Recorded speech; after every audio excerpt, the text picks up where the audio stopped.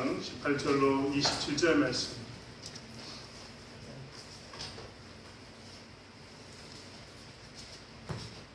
누가복음 9장 18절로 27절 말씀을 찾으셨습니다. 한 목소리로 함께 합독하겠습니다. 예수께서 따로 기도하실 때 제자들이 주와 함께 있더니 물어 이르시되 우리가 나를 누구라고 하느냐? 대답하여 이르되 세례 요한이라 하고 더러는 엘리야라 더러는 옛 선지자 중에 한 사람이 살아났다 하나이다. 예수께서 이르시되 너희는 나를 누구라 하느냐?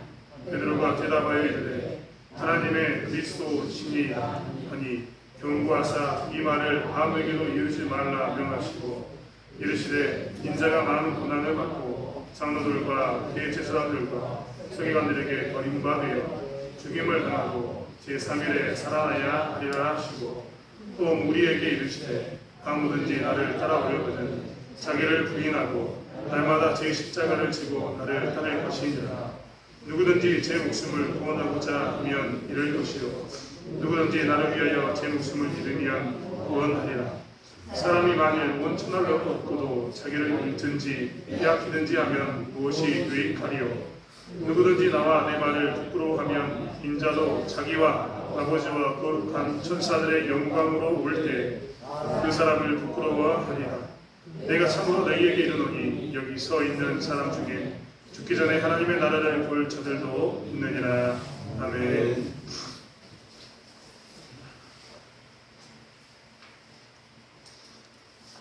고백해 본 적 있으십니까? 뜬금없이 고백이라는 단어를 쓰고 있는데 고백이란 말은 마음속에 있는 것이나 혹은 생각하고 있는 것, 감추어둔 것을 사실대로 숨김없이 말하는 것을 고백이라고 이야기합니다. 스스로가 말하면 자백도 되겠죠. 아무튼 고백은 이렇게 감춰진 것을 이야기하는 것을 이야기합니다. 누구에게 말할까요? 자기가 믿을 수 있는 사람, 신뢰할 수 있는 사람, 그 사람에게 나가서 고백하는 것이, 말하는 것이 고백이라는 단어입니다. 사실 고백이라는 말을 제일 많이 쓰는 것은 첫사랑, 사랑 고백입니다. 그런데 중고등부아이들이 있는데요. 저 나이쯤 되면 이제 슬슬 남자와 여자의 차이점을 알기 시작합니다. 그리고 남자와 여자의 차이점을 알 때 무엇이 보이기 시작하냐면 그 사람이 좋다, 그 사람이 멋있다, 예쁘다, 아름답다, 사랑스럽다 이런 단어들이 떠오르기 시작합니다. 그리고 이제 그때부터 무엇을 하느냐? 첫사랑을 하게 됩니다. 첫사랑을 하게 되면 하는 것이 항상 무엇이냐면 그게 성공이든 실패든 고백하게 된다는 겁니다. 사랑 고백입니다. 사랑을 고백하면 다 좋을 것처럼 생각하지만 낭만적으로 생각하지만 사실 해본 사람은 압니다. 이게 참 어렵습니다. 사랑을 하게 되는 순간, 고백을 하게 되는 순간, 고백을 뛰어넘어서 결혼이라고 이야기하는 공적인 어떤 사람들 앞에서 광고를 하기, 공적으로 말하는 순간, 공포하는 순간 우리는 그 안에서 관계가 생기고 책임과 의무가 생긴다는 것을 알기 때문입니다. 결혼은 좀 더 사람들 앞에서 공포했기 때문에 법적인 구속력을 가지고 있어서 끈끈합니다. 뗄 수 없습니다. 법적인 그 결혼은 굉장히 끈끈하고 뗄 수 없어서 의무와 책임이 더 강합니다. 그렇다고 해서 첫사랑을 고백하는 법적인 의무가 없는 사랑을 고백했던 그것에 의무와 책임이 없는 것은 아닙니다. 내가 그 남자를 좋다고 이야기하는 순간, 내가 그 여자가 좋다고 이야기하는 순간 우리에게는 우리도 모르는 사이에 관계가 생기고 책임과 의무가 뒤따르기 때문입니다.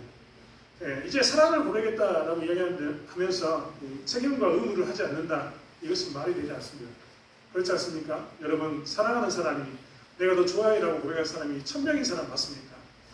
반에 50명인데 50명 전체에게 나 너 좋아해, 나 너 사랑해라고 이야기하는 그 사랑은 사랑이 아닙니다. 고백이 아닌 거죠. 진짜 고백은 뭡니까? 진짜 자기가 좋아했던, 마음속에 감추고 있었던 그것을 고백하는 게 고백입니다.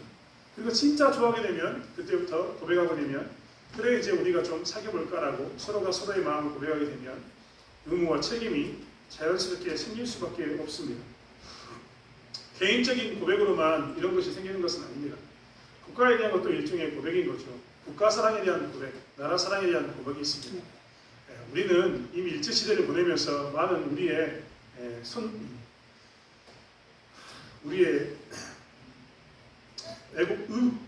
나라를 사랑하는 열사라고 이야기하는 이 의국 열사들이 무엇을 했느냐? 손가락을 단지하면서 자르면서까지 나라를 사랑한다고 이야기했던 것을 너무나 잘 알고 있습니다.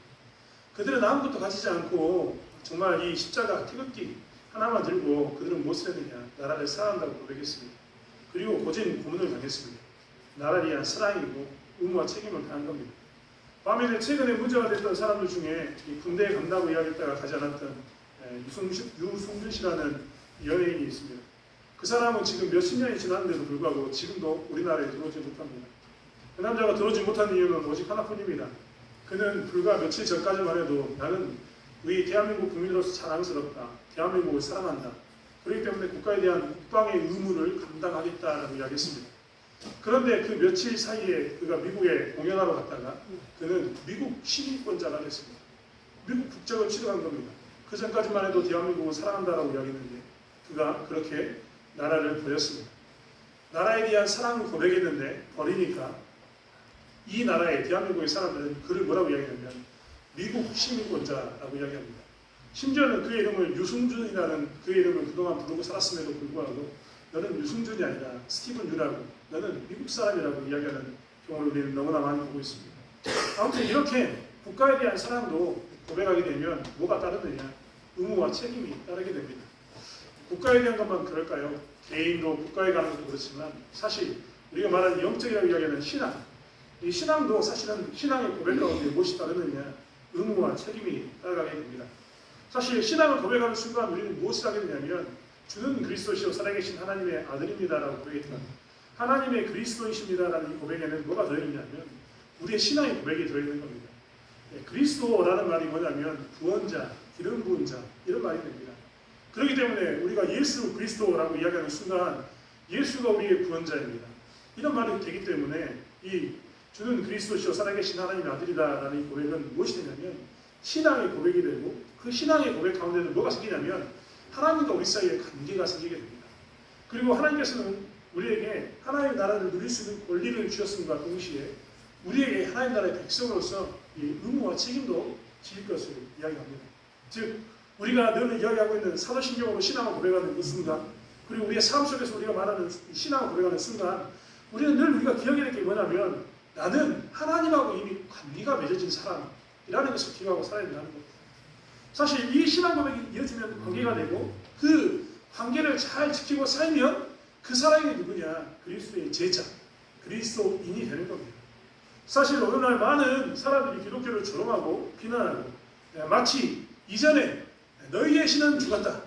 그렇다면 이제 신은 죽고 없는 것이다 라고 선포했던 그런 시대인 것처럼 오늘날 많은 기독교가 조롱받고 있는데 그 조롱받는 이유는 무엇이냐면 오늘 베드로가 고백했던 것처럼 하나님의 그리스도시입니다. 즉 주는 그리스도시요 살아계신 하나님의 아들이십니다.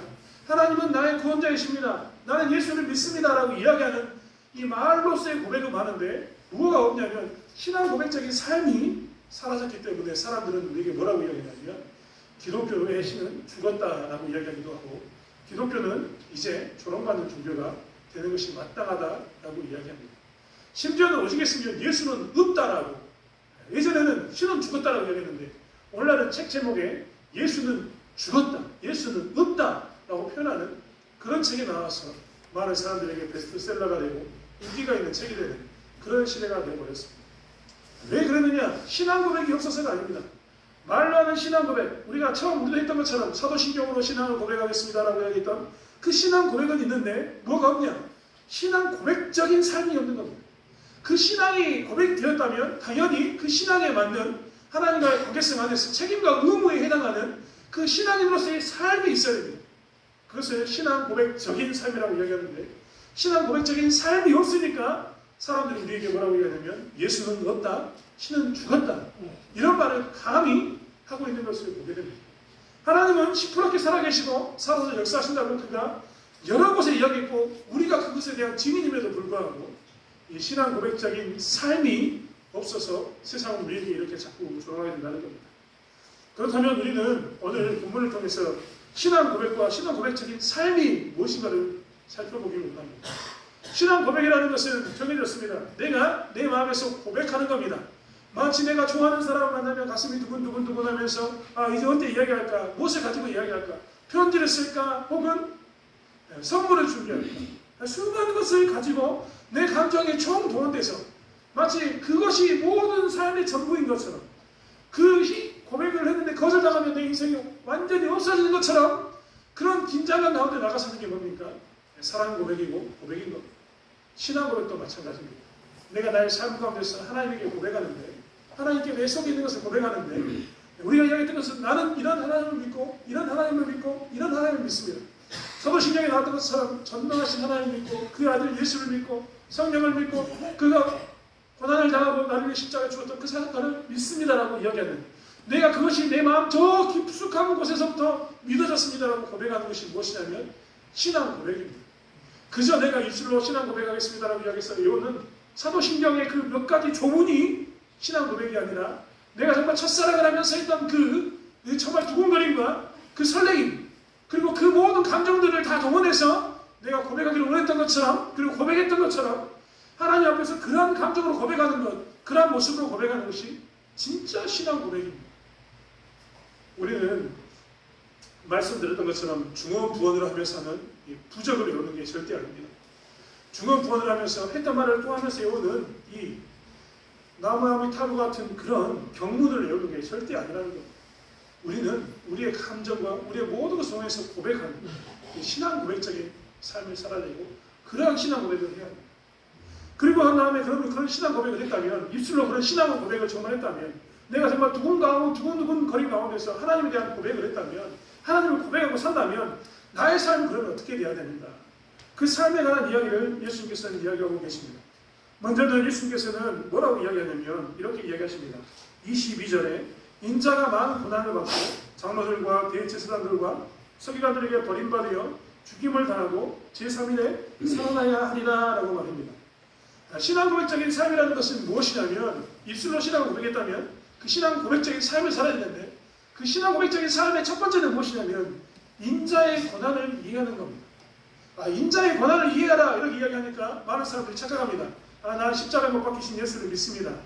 나는 예수님께서 십자가에 못 박혀서 믿습니다. 네, 그게 인자의 고난을 이해한 겁니다. 하지만 그것은 드러나 있는 인자의 고난이고요, 그 내면의 인자의 고난이 또 다른 의미가 들어있는 겁니다. 여러분 한번 생각해 보십시오. 인자가 많은 고난을 받았다, 이 말이 이 당시의 제자들에게는, 이 예수님을 따른 무리들에게는 이해가 되는 말이었을까요? 왜 이해가 되지 않느냐? 인자는 지금 전능하기 때문입니다. 여러분, 우리가 지난 시간으로 돌아가면 예수님께서는 무엇을 했느냐? 보리떡 5개 물고기 2마리를 가지고 능력을 행하셨습니다. 오병이어의 기적을 행하신 겁니다. 그 전으로 넘어가 보시겠습니까? 그 전 성경에 넘어가면 12제자를 보내가지고 제자들에게도 능력을 보이셨습니다. 그런데 그 이전으로 가면 야이로의 딸이 죽었는데 죽은 사람을 살렸습니다. 그 이전으로 또 돌아가 보면 오랫동안 불치병 있던 여인이 예수님의 어깨만 만졌는데 나았습니다. 그 전으로 돌아가 보면 군대라는 귀신이 있었는데 이 군대라는 귀신을 예수님께서는 멸하셨습니다. 이렇게 전능하신 하나님, 능력 있는 하나님을 그들은 지금 쫓아가고 있다는 겁니다. 우리의 눈에 보이는 것은 모두 다 예수님의 능력입니다. 요즘 말로 이야기하면 초능력, 슈퍼, 아주 정말 사람의 범주를 뛰어넘는 엄청난 능력이 지금 예수님에게 있습니다. 그런데 그가 뭐라고 이야기하냐면 나는 고난을 받겠다라고 얘기하는 겁니다. 고난은 누가 받는 겁니까? 어려움은 누가 당하는 겁니까? 여러분 정말 이렇게 해서는 정말 죄송합니다만 정말 날것으로 그냥 거침없이 포장하지 않고 표현하면 고난은요, 능력 없는 사람, 어려움은 능력 없는 사람이 당하는 겁니다. 돈이 많은 사람이 돈 때문에 걱정하는 거 봤습니까? 돈으로 해결하면 되니까 이 권력을 잡은 사람이 뭐 문제가 풀리지 않아서 고민하는 거 봤습니까?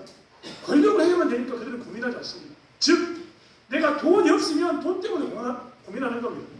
권력이 없으면 권력 때문에 고민하는 겁니다. 그런데 예수님은 지금 능력이 있지 않습니까? 능력 있는 분, 이분이 누구냐면 예수님이십니다. 말씀드렸던 것처럼 귀신이 못 쫓아내요. 귀신 쫓아냅니다. 그가 병을 못 고칩니까? 병을 고쳐냅니다. 그가 죽은 자를 못 살립니까? 살려냅니다. 그가 보리떡 5개 물고기 2마리로 수천 명을 먹이는 기적을 보다 행합니까? 행합니다. 그에게 있어서는 능력이 차고 넘칩니다. 그런데 제자들에게 하는 이야기가 나는 고난을 받겠다라고 이야기합니다. 고난을 받은 사람들은 능력이 없는 사람이 받는 건데 능력 있는 예수님이 고난을 받겠다라고 이야기하는 겁니다. 심지어는 뭐라고 이야기하냐면 장로들과 대제사장들과 서기관들에게 버림받는다라고 이야기합니다. 여러분, 버리는 것도 마찬가지입니다. 지금 누가 더 백성으로부터 인기가 있을까? 예수님의 인기는 지금 하늘을 찌르고 있습니다. 백성들이 예수님이 간 곳곳마다 쫓아왔습니다. 우리가 지난 시간에도 보았던 것처럼 오병이어의 기적이 왜 나타났습니까? 제자들을 보내가지고 예수님께서 이쪽에서 능력을 해가시고 난 다음에 멀리 떠나서 이 동네까지 왔습니다. 그런데 예수님의 능력을 사고 있던 사람들이 어떻게 했다고요? 예수님이 계신 이곳까지 쫓아왔습니다. 엄청난 인기인 거죠.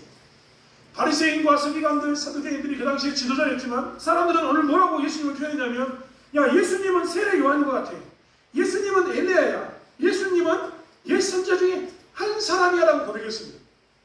부인할 수 없는 선지자로서의 능력, 모든 사람이 다 인정할 수밖에 없는 그런 탁월함이 예수님에게 있었다는 겁니다.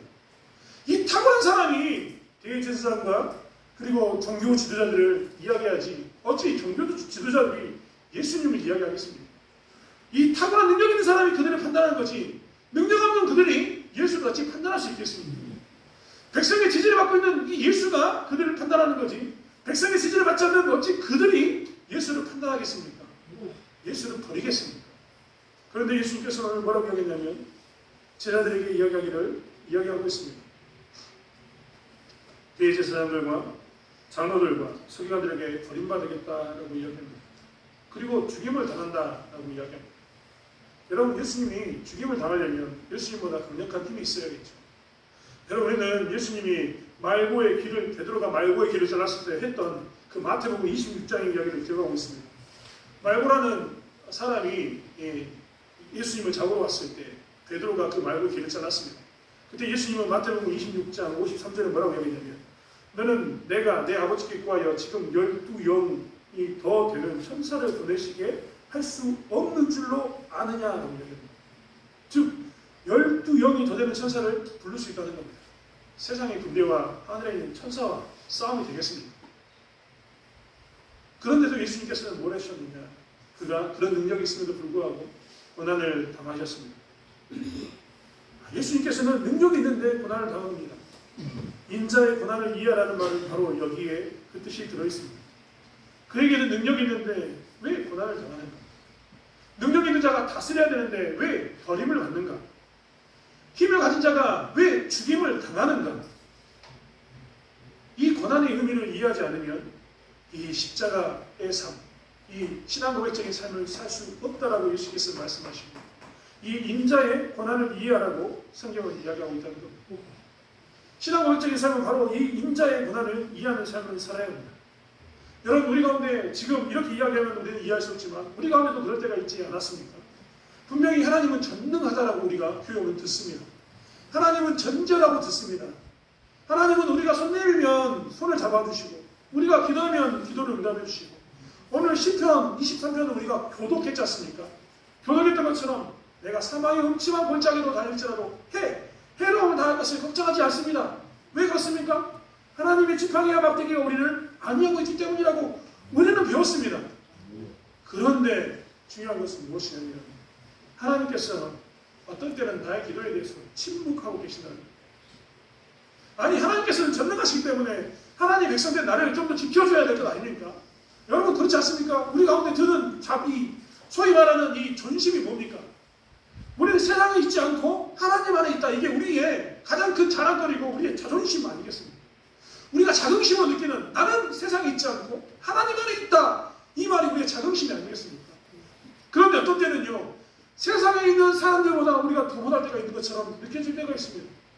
내가 하나님 안에 있으면 세상 밖에 있는 사람들은 기도에도 응답받지 못할지 모르지만, 내가 하나님 안에 있으면 내 기도는 응답해줘야 되는 것 아닙니까? 하나님이 전능하다면 나를 이렇게 두시지 말고 나를 높여줘야 되는 게 당연한 것 아닙니까? 라고 우리는 여러 번 하나님께 강조하고 이야기합니다. 왜 하나님이 전능하다면 전능하신 하나님께서 나를 전능한 자리에 두지 않고 구원의 자리에 두지 않고 이렇게 신앙 고백을 했음에도 불구하고 나를 낮은 자리에 두십니까? 라고 우리가 반문할 때가 있었다는 겁니다. 왜 저들의 기도는 응답하는데 나의 기도는 응답하지 않는다? 라고 이야기하는 하나님의 그 다스림에 대해서 우리가 의심할 때가 있었는데, 오늘 성경은 이 하나님의 다스림, 성경적인 표현으로 하나님의 경륜에 대해서 너희가 이해할 것을 이야기하고 있습니다. 고난을 이해하라, 이 말은 사실 그렇기 때문에 하나님은 전능하신데 전능하심을 나에게 드러내지 않았습니다. 예수님이 전능하신데 고난을 당하고, 예수님이 능력 있으시는데 그가 십자가에 버림받고, 그가 힘이 있음에도 불구하고 죽임을 당하는 이런 사건에 대해서 제자들은 이해하지 못했지만 예수님께서는 그것들에 대해서 그것을 이해하고 순종하며 따르는 삶이 바로 이 신앙 고백적인 삶이다라고 이야기하면서 그러한 삶을 살라라고 이야기했습니다. 그리고 우리들에게도 우리가 이 땅에서 기도했는데도 응답하지 않을 때, 하나님이 전능하다고 이야기했는데도 나에게 응답하지 않는 것처럼 보일 때 그 길을 살아가는 것이 신앙 고백적인 삶이다라고 이야기하고 있습니다. 하나님이 응답하지 않는 것처럼 보이는데 그 길을 살아가라 하는 것처럼 어리석은 말이 어디 있습니까? 그것처럼 나에게 정말 상처가 되는 말이 어디 있습니까? 그런데 성경은 뭐라고 이야기하냐면 예수님이 이야기했던 것처럼 인자가 많은 고난을 갖고 대제사장과 장로들과 서기관들에게 버림받아 죽임을 당하고 3일 만에 살아나야 된다는 이 이야기를 하시면서 그것을 이해하라고 제자들에게 이야기했습니다. 그리고 그 삶을 살라고 이야기했습니다. 그리고 오늘날 우리에게도 그 이야기를 이야기하고 있는 겁니다.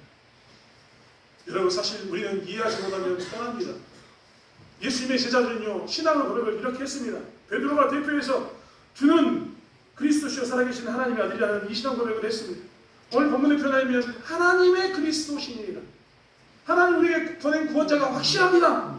이러한 신앙 고백을 그는 입술로 했습니다. 그런데 제자들이 어떻게 되는지 우리는 너무나 잘 알고 있습니다. 그들은 훗날 인자가 이 고난의 길을 갔을 때, 십자가의 길을 갔을 때 어떻게 했습니까? 다 떠났습니다. 왜 떠났을까요? 여러분, 우리는 떠난 그들이 그리스도인이었다, 신앙 고백적인 삶을 살았다라고 이야기할 수가 없습니다. 신앙 고백적인 삶을 산다는 것은 무엇이냐면 하나님의 경륜, 하나님의 통치가 그 당시에는 이해되지 않습니다. 인자의 고난이 그 당시에는 이해되지 않습니다. 전능하신 하나님께서 왜 내게 응답하지 않는지에 대해서 지금은 이해하지 못합니다.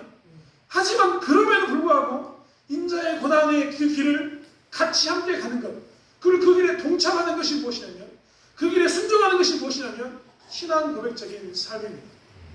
지금이야 우리가 이야기할 수 있습니다. 예수님이 왜 십자가에 못 박혀 죽었는지. 여러분, 우리는 지금 알지 않습니까? 예수님이 이런 능력, 오병이의 기적과 사람을 살리는 능력과 병 고치는 능력과 귀신을 쫓아내는 능력이 있었고 12명이나 되는 군대보다 더 강한 힘이 있었음에도 불구하고 그가 왜 십자가에 못 박혀 죽으셨는지 우리는 지금은 이해합니다. 우리는 이해할 수 있는 거죠. 왜 이해할 수 있습니까? 그분이 우리에게 무엇을 주셨습니까?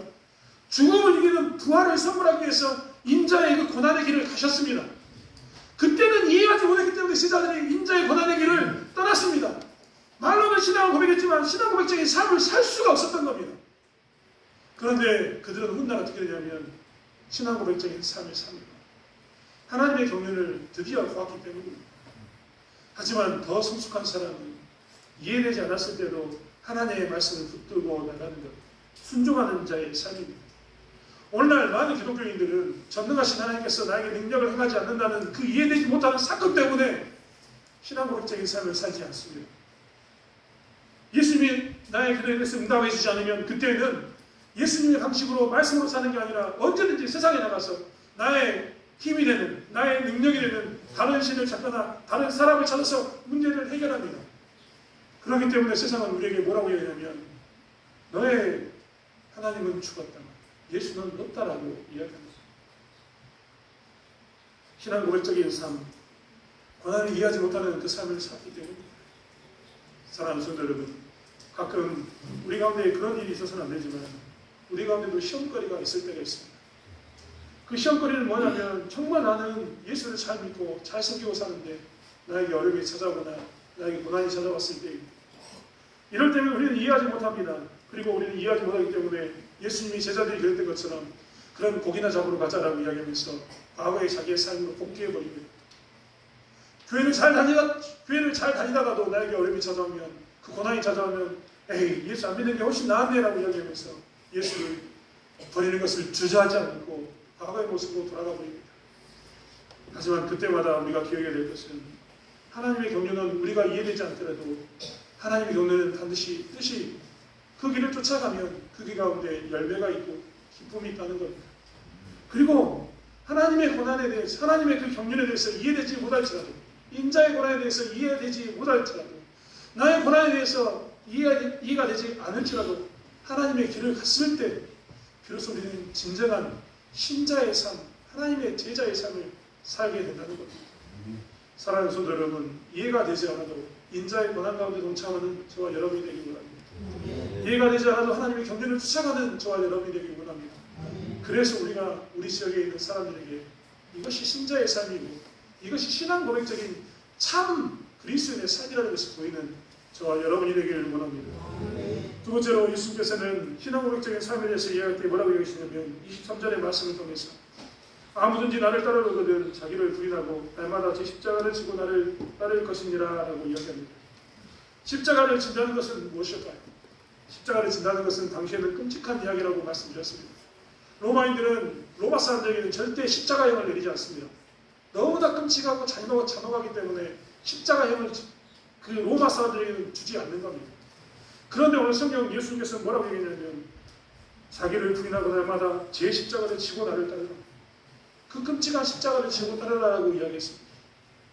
아마 지금 우리의 십자가가 우리의 상징적으로는 예수 그리스도의 그 신앙을 고백하는 상징이 되기 때문에 십자가를 지라라고 이야기하면 제가 지겠습니다라고 이야기했지만 이 당시에 사람들에게 십자가를 지라라고 이야기했다면 우리가 이 당시에 가히 있는데 우리에게 이 십자가를 지라고 했다면 아무도 질 사람이 없을 겁니다.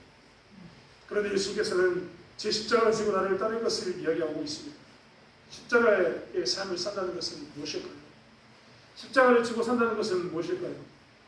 사실 이 십자가를 지고 산다는 것에 대한 그 증거가 되는 사람들이 있습니다. 그것은 사도행전에 나오는 제자들입니다. 누가복음과 사도행전은 마치 한 권의 책처럼 이어져 있습니다. 누가복음 이후에 사도행전을 읽으면 그래서 복음을 아는 자들이 어떻게 신자의 삶을 살았는가를 알 수 있습니다. 사도행전에 보면 사도들이 이 십자가에 지는 삶을 삽니다. 그는 어떻게 십자가에 지고 살았습니까? 십자가를 지고 살았습니다. 먼저는 그들은 기도하며 살았습니다. 예수님께서 명령하신 것처럼 성령이 그들에게 임할 때까지 그들은 기도했습니다. 십자가를 지고 산다는 것은 그렇기 때문에 가장 먼저 성령을 경험하는 것, 성령의 충만함을 사는 것, 그것이 십자가를 경험하며 십자가를 지고 사는 겁니다. 그리고 그들은 무엇을 했습니까? 그들은 십자가의 삶을 살면서 성령이 충만했을 때 그들은 나가서 복음을 증거했습니다. 이 십자가의 능력, 십자가의 삶, 성령의 충만한 자의 삶을 가지고 그들은 무엇을 했냐면 복음을 전달하는 삶을 살았다는 겁니다. 즉 삶 가운데서 복음을 증거하며 사는 것, 모든 삶의 영역에서 복음을 증거하며 사는 것이 십자가를 지고 사는 겁니다. 그리고 그들은 무엇을 했습니까? 그들은 교회에 3,000명, 5,000명 사람이 밀려들자 그들이 떡을 나눌 때 그들의 재산을 기꺼이 팔았습니다. 가난한 과부들을 구제하기 위해서 그들의 모든 소유를 팔아서 교회 앞에 두고 하나님께서 원하신 만큼 떼어쓰기를 그들은 자원했습니다. 십자가의 삶이라는 것은 무엇이냐면 이렇게 자신의 모든 것을 드리는 삶이었습니다. 그리고 난 후에 십자가의 삶이라는 무엇이었습니까? 이제 예루살렘에서 복음을 전하지 못하게 하고 유대 땅에서 복음을 전하지 못하게 하니까 지사들은 어떻게 살았냐면 그들은 전 세계로 나가서 전도 여행을 하면서 복음을 증거했습니다. 낯선 지방의 사람들에게도 복음을 증거하면서 그들은 살았던 겁니다. 이게 십자가의 삶입니다. 이게 십자가의 삶. 심지어 여러분 우리가 살고 있는 스데반은 어떻게 했습니까? 자기를 향해서 돌을 던진 자들에게 그들의 죄를 용서하고 비면서 죽었습니다. 이게 십자가를 지고 사는 삶인 겁니다. 사실 자기의 십자가를 지고 따라 사는 것은 이런 삶을 사는 겁니다. 우리는 지금 어떻게 살고 있을까요? 늘 말씀드린 것처럼 신앙 고백이 없어서 교도교가 조롱받는 게 아니라 십자가의 삶을 이 신앙 고백적인 삶을 살지 않기 때문에 기독교는 조롱받는다라고 우리는 계속해서 지금 듣고 있습니다. 여러분 우리 한번 생각해 볼까요? 갑자기 뜬금없는 말인 것처럼 보이지만 여러분 한번 생각해 봤으면 좋겠습니다. 여러분이 가지고 있는 그 작품과 상품의 차이는 뭘까요? 같은 물건입니다. 같은 물건인데 어떤 물건은 사람들이 작품이라고 하고 어떤 물건은 이 상품이라고 표현합니다. 같은 물건인데 어떤 것은 작품이 되고 어떤 것은 상품이 됩니다. 작품이 되고 상품이 되는 이유는 무엇일까요? 작품과 상품의 차이는 저에게 여러 가지 차이가 있겠지만 저에게 이야기하라고 이야기한다면 한 가지 이야기라고 이야기한다면 저는 이렇게 이야기할 겁니다. 시간이 지나도 계속해서 사랑받는 것은 뭐냐? 작품입니다. 버릴 수 없는 건 작품입니다. 하지만 언제든지 버릴 수 있는 것은 상품입니다. 저희가 교회 뒷산을 계속해서 정리하고 배수를 하고 있는데요. 물건이 이것저것 정말 많이 나옵니다. 과자봉지, 콜라병, 별게 다 나옵니다. 그런 것은 절대 작품이 될 수 없습니다. 그런 것은 상품인 거죠. 오랜 시간이 지나면 사랑받는 게 작품인데 오랜 시간이 되면 버려야겠다는 것은 다 상품인 겁니다. 그러면 왜 작품은 오랫동안 보관하려고 하는 걸까요? 당연한 것 아닙니까? 그게 가치가 있기 때문입니다. 돈으로 한 사람만큼, 우리가 돈으로 한 사람이 참 유치한 건데, 돈으로 한 사람만큼 큰 가치가 있는 것, 그것을 우리는 보관하려고 합니다. 여러분, 마르세의 듀사이라는 사람이 한 번은 샘이라는 작품을 출품을 했습니다. 샘이라는 작품, 굉장히 좀 멋있어 보이지 않습니까? 근데 그 작품은 뭐냐면요, 남자들이 소변을 보는 소변기입니다. 소변기를 떼다가 그가 뭘 했냐면, 소변기를 떼다가 이거 작품이요 라고 이야기하면서 자기 이름을 적어서 제출을 했습니다. 사람들이 욕을 했습니다. 아니, 남자의 소변기를 떼다가 지 이름 쓰고 난 다음에 이게 샘이라는 이름의 작품이다라고 낸 이것에 대해서 사람들을 조롱하면서 욕하는 사람들이 있었습니다. 하지만 지금은 아무도 이 마르세유 듀상이라는 사람을 조롱하지 않습니다. 그는 설치 미술의 이 대부가 되었고 표시가 되었기 때문입니다. 여러분, 우리가 잘 알고 있는 피카소도 이야기해볼까요? 피카소의 그림은요, 개성하기 짝이 없습니다. 그림이 아름답지 않습니다. 왜 아름답지 않는가? 그 전까지만 해도 이런 풍경을 그리고 이런 그림을 그렸는데, 피카소는 왜 그림이 꼭 이런 풍경, 2차원적인 이런 면만 있어야 되느냐? 나는 그림을 입체적으로 그리고 싶다라고 이야기해서 코를 두 개 그리거나 눈을 이쪽에 그리고 코를 이상하게 그리는 그런 모양으로 그림을 그렸습니다. 그래서 그는 입체파의 효시가 되었습니다. 그들의 작품은 지금 소위 말하는 1000억이 넘습니다. 1000억, 1200억, 1300억, 2000억이 하는 작품도 있습니다. 왜 그들을 우리는 작품이라고 이해하는가? 그 안에 그들이 말하는, 우리가 보기에는 어처구니없는 사건인 것처럼 보이지만 그 안에 무엇이 들어있었냐면, 자기 자신만의 무엇이 있었냐면 소신, 자기 자신만의 철학이라고 이야기하는 것이 들어있었습니다. 왜 그림은 꼭 반드시 이렇게 평면이어야 되는가? 입체적으로 그리면 되지 않는가? 왜 그림은 반드시 사람이 만들어야 되는가? 설치 미술을 할 수는 없는가? 라고 했던 그 모든 사람들은 그 작품에 사람들이 조롱할 만한 작품인 것처럼 보이지만 그 안에 자기의 철학을 집어넣고 자기의 생각을 집어넣어서 지금은 값비싼 작품이 된 겁니다. 그렇다면 우리가 한번 가지고 와볼까요? 기독교는 작품일까요? 상품일까요? 지금 우리가 믿고 있는 기독교는 작품이 되었습니까? 상품이 되었습니까? 기독교는 왜 상품이 되었을까요? 왜 값싼 기독교라고 이야기하면서 언제든지 편리에 따라서 내가 원하는 때 내가 교회에 가고 내가 원하는 때 가서 기도하고 내가 필요하면 가서 기도하고 채워지면 버리고 하는 그런 곳이 됐을까요? 아쉬울 때만 찾아가서 하나 구매했다가 이 구매 내 욕구가 중독이 되면 이제 버려야지 하고 일주를 버리는 그런 일이 왜 반복되어서 일어나게 되는 걸까요? 기독교가 상품 취급되는 이유는 오직 하나뿐입니다. 오랫동안 믿을 가치가 없고 구원할 가치가 없기 때문입니다. 그리고 그 가치가 없는 이유는 그게 작품이 아니기 때문입니다. 기독교에서 말하는 신앙 고백적인 그 삶, 말씀이 따라가는 그 삶, 하나님께서 주셨던 말씀에 순종하는 그 삶이 없었기에 사람들은 뭐라고 이야기하냐면 기독교는 작품이 아니라 상품이다라고 이야기합니다. 그리고 교회 다니는 사람들도 작품으로 인정하지 않고 상품으로 인정해서 교회 다니는 사람도 어쩔 수 없다, 다 그렇다라고 사람들은 이야기합니다. 기독교가 상품이 되어지니까 기독교는 사라지고 있는 겁니다. 많은 사람들이 교회를 떠나고 있는 겁니다. 오늘 이 신앙고백적인 삶에 대해서 이야기할 때 예수님은 그렇기 때문에 뭐라고 이야기하냐면 날마다 제 십자가를 지고 나를 떠날 것이니라. 나를 따르거든 자기를 부인하고 날마다 제 십자가를 가지고 나를 떠날 것이니라 라고 이야기합니다.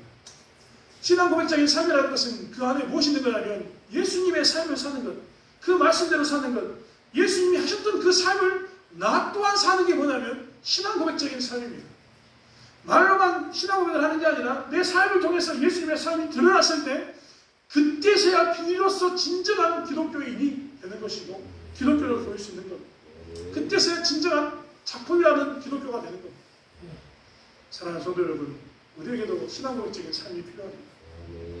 입술로는 신앙고백을 하는데 내 삶 가운데서 예수님을 섭리하지 못하고 십자가를 지지 못하고 마치 예수님이 성품인 것처럼 필요할 때만 찾다가 버리는 그런 삶이 아니라 정말 내 안에 예수 그리스도의 그 십자가의 정신을 가지고 하나님 사랑과 이웃 사랑이라는 이것을 가지고 말씀대로 살고 부딪혔을 때 우리는 무엇이 되느냐? 인정받고 살아남게 된다는 겁니다.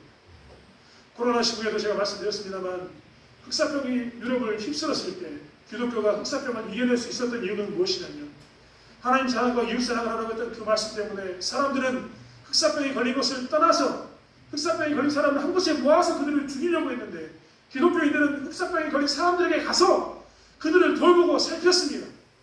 그래서 그들은 무엇을 보았느냐?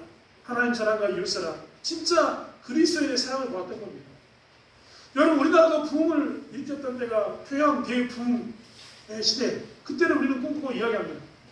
평양에 대부흥이 일어났던 이유는 뭡니까? 소위 그 당시에 용도라고 이야기했던 이 목사 같은 이 직분을 갖던 장로들이 뭐랬냐면 부흥회 때 먼저 자신의 죄를 고백했던 겁니다. 먼저 강단에 서 있던 사람이 뭘 고백했냐면 내가 내 친구의 돈을 나에게 맡긴 돈을 내가 착복했습니다. 내가 그것을 친구의 딸에게 돌려주지 않고 내가 그것을 썼습니다라고 이야기하는 그 고백, 회개의 고백, 내가 잘못된 것을 고백하고 내가 그렇게 살겠노라고 이제는 그 삶을 쫓겠노라고 고백했을 때, 그리고 그 삶을 살았을 때 무엇이 나타나냐면 평양의 기독교의 대부흥이 나타나고, 심지어는 그 교회에 들어와서 그것을 감시하고 있었던 일본인 순사마저도 예수를 믿는 그 놀라운 역사가 나타났던 겁니다.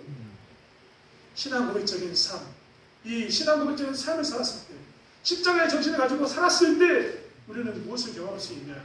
이러한 부흥, 진정한 기독교를 경험할 수 있다는 겁니다. 사랑하는 성도 여러분, 저희 예찬교회가 이러한 교회가 되길 원합니다. 우리에 속한 한 사람 한 사람이 이러한 신자가 되길 원합니다. 그는 입술뿐만 아니라 삶으로도 십자가의 길을 걷는다고 고백하는 그러한 삶을 살아가는 저와 여러분 되길 원합니다. 마지막으로 신앙 고백적인 삶이라는 것은 부끄러워하지 않는 삶입니다. 예수 믿는 것이 여러분 부끄럽습니까? 지금은 많이 좋아졌습니다. 과거에는 예수 믿는 것을 숨겨야 할 때도 있었습니다. 지금도 다른 나라에서는, 우리나라가 아닌 다른 나라에서는 명예살인이라는 것을 당하기 때문에 예수 믿는 것을 숨기는 사람들이 있습니다. 그런 나라에서는 내가 예수 믿는 사람이라고 외치는 것이 굉장히 어려운, 그리고 생명을 내어야 되는 그런 일인 것을 우리는 너무나 잘 알고 있습니다. 우리는 지금 예수 믿는데 너무나 좋은 시대를 살고 있습니다. 그런데 제가 요즘 보는 세상에서 그리스도인들의 모습은 좀 더 다른 것 같습니다. 예전에는요, 밥을 먹으면 같이 기도하는 사람이 있었는데 요즘은 기도하는 사람이 사라지고 있습니다. 예수 믿으면서 식사하는 게 부끄러운 삶이 되었습니다. 왜 예수 믿는 것을 감추려고 할까요? 왜 예수 믿는 것을 가급적이면 감추려고 할까요? 예전에는요, 차를 타고 운행을 하다 보면, 차를 이렇게 운전하다 보면 옆에 있는 차에 십자가가 있는 사람이 굉장히 많았습니다. 심지어는 뒤쪽에 이렇게 성경책을 놓고 다니는 사람도 굉장히 많았습니다. 그게 뭐 자랑거리든 혹은 정신용이든 어떤 모양이든 간에 그런 모습이 있었다는 겁니다. 예전에는 교회에 대해서 이름도 붙여놓고 여러 가지 이름들을 하면서 교회의 차이고 교회인 것에 대해서 자랑스럽게 여겼습니다. 하지만 요즘은 차에 십자가를 달아두는 것을 주저합니다. 차에 생명책을 두는 것도 싫어합니다. 기독교적인 색책을 하는 것을 제거하고 가급적이면 보통 사람처럼 일반인인 것처럼 차를 타려고 합니다. 식사 때도 마찬가지입니다. 기독교적인 색채를 제거하고 일반인처럼 살려고 합니다. 왜 그렇게 됐을까요? 한편으로는 이해가 됩니다. 왜 이해가 되냐면 세상이 이제 가만히 두지 않습니다. 우리가 기독교인인 걸 알면요, 정말 사람이 이상합니다. 우리를 공격합니다. 차에 같은 차 사고가 나는데 차에 생명책이 있거나 십자가가 있으면 사람들은 당장 큰 소리부터 칩니다. 그리고 우리가 용서해주지 않으면 뭐라고 이야기하냐면 예수 믿는 사람이 그랬어야 되겠냐고. 오히려 자기들이 큰 소리를 칩니다. 내가 식사 기도를 하면서 나의 직장의 동료들에게 혹은 주변 사람들에게 내가 예수 믿는 사람인 것을 나타내면 사람들은 뭐라고 이야기하냐면 조금만 문제가 생기면 너는 예수 믿는다면서 그러냐라고 이야기합니다. 그것이 싫은 겁니다. 예수 믿는 것 때문에 맨날 너는 예수 믿는 사람이 그러냐, 너는 예수 믿는 사람이 용서도 안 하냐, 이 말이 싫은 겁니다. 그래서 우리는 무엇을 하냐면 기도를 하되 아주 순식간에 합니다. 심지어는 눈 뜨고 합니다. 심지어는 교회에 대한 색깔을 다 지워버립니다. 그리고 주일날에는 이렇게 거룩하게 생기지만 평일날에는 가급적이면 그렇지 않기로 합니다. 무엇 때문이냐면 불편함이 찾아오기 때문입니다. 하지만 십자가의 삶, 신앙고백적인 삶이라는 것은 이 불편함이 찾아온 것을 부끄러워하지 않는 삶이 신앙고백적인 삶입니다. 여러분, 우리가 기도하는 것 때문에 사람들이 너는 예수 믿는 사람이 왜 그러냐라는 말을 들을 때마다 우리는 무엇을 해야 되냐면 그들의 비판에 대해서 기분 나빠만 할 게 아니라 그렇구나, 내가 좀 더 예수 믿는 사람답게 살아야겠구나라고 이야기하면서 그들의 비판에서 나를 보아야 합니다. 그들이 왜 나는 예수 믿으면서 용서하지 않느냐라고 이야기했을 때마다 우리는 그들의 말에서 무엇을 들어야 되냐면 하나님의 음성을 들어야 합니다. 예수 믿는 사람이 과연 몇 번까지 용서를 해야 되는가, 어디까지 이해해야 되는가에 대한 그 답들을 찾아가고 쫓아가야 되는 것이 무엇이냐면 이 신앙 고백적인 삶이고 예수를 부끄러워하지 않는 삶인 것을 보게 됩니다. 사랑하는 성도 여러분, 신앙고백적인 삶이라는 것은 그래서 이렇게 예수를 부끄러워하지 않는 것이 신앙고백적인 삶인 겁니다. 그것을 표현함으로 인해서 내가 당하는 고난, 그것을 표현함으로 내게 찾아오는 그 어려움을 내가 모두 다 감당하면서 나는 예수 믿는 사람이라고 고백하는 것이 무엇이냐면 신앙고백적인 삶, 십자가의 삶이라는 겁니다. 부끄러워하지 않는 삶이라는 겁니다. 내가 편리할 때만 예수를 내밀고 불편하면 예수를 감추는 것은 결코 예수를 자랑스러워하는 예수를 증거하는 삶이 될 수 없기 때문입니다. 사랑하는 성도 여러분, 다시 한번 저희가 예수를 부끄러워하는 것이 아니라 기꺼이 예수를 증거하며 적극적으로 기도하며 적극적으로 예수 믿는 것을 표현하며 적극적으로 드러내며 사는 삶을 살기를 원합니다. 그리고 그것을 통해서 진짜 그리스도인이 어떻게 사는가를 나타내는 삶을 사는 저와 여러분이 되길 원합니다. 우리는 신앙고백적인 삶을 다시 한번 살아야 된다고 오늘 말씀 통해서 배웠습니다. 고난에 동참해야 되는 것과 십자가를 지고 사는 것과 부끄러워하지 않는 것이 신앙고백적인 삶이라고 우리는 들었습니다. 다시 한번 저희 대창교회가 우리가 세상에 나가서 6일 동안 살 때 그러한 삶을 살아가는 부끄럽지 않은 신앙을 고백하는 삶을 살아가는 저와 여러분이 되길 원합니다. 기도하겠습니다. 하나님, 우리는 어떤 고백을 하고 있습니까? 어떤 삶을 살고 있습니까? 입술로는 신앙고백을 하고 사는데 내 삶은 신앙고백적 삶이 아닌 세상 사람과 동일한 삶을 살고 있지 않습니까? 하나님, 우리가 다시 한번 예수님의 고난에 대해서 이해할 수 있도록 도와주시고 왜 전능하신 하나님께서 내게 응답하지 않는가에 대해서 의문을 가지고 살거나 하나님을 떠나는 삶을 사는 것이 아니라 다시 한번 그 떠나는 시간에도 고난을 이해하고 순종함으로 인해서 신앙고백적인 삶을 살 수 있도록 붙잡아 주시기를 원합니다. 또한 우리의 십자가를 지고 쫓아가는 삶을 살게 도와주시고 우리의 삶 가운데서 작품으로서 삶을 살 수 있도록 도와주시며 예수 믿는 것을 또 더욱더 적극적으로 증거하고 나타내는 부끄럽지 않는 삶을 사는 저희들 되게 하여 주시옵소서. 감사드리며 예수님의 이름으로 기도드렸습니다.